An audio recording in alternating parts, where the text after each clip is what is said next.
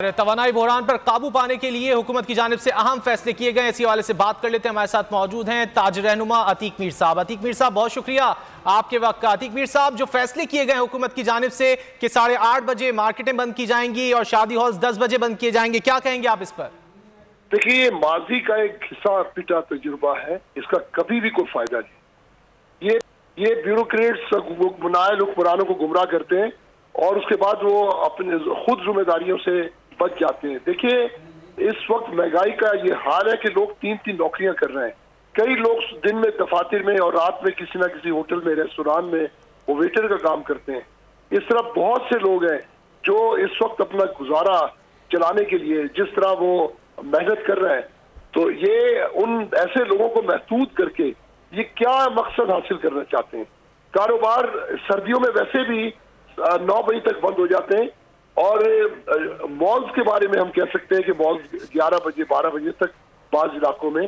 تو اس پر کم از کم ہم نے یہ مشورہ دیا تھا کہ گرمیوں میں یہ سردیوں میں 9 بجے تک اور گرمیوں میں 10 بجے تک مارکیٹیں بند کرنے کا کوئی ایسی حکمت عملی تیار ہونی چاہیے، لیکن بغیر مشاورت کے، بغیر کسی سیاہ و سفید کو دیکھے بغیر اس طرح کے فیصلے کر دینا، یہ ویسے بھی دیکھیے میں حیران اس بات پر ہوں۔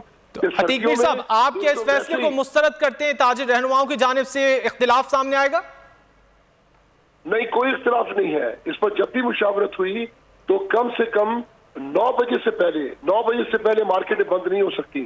اب یہ پولیس کو رشوت دینے والی بات ہے، پولیس مارکیٹوں میں ٹھیک ہے عتیق میر صاحب، ساتھ ہی رہیے گا، آپ کا موقف آ گیا۔ اگر آپ کو یہ ویڈیو پسند آئے تو لائک پر کلک کریں۔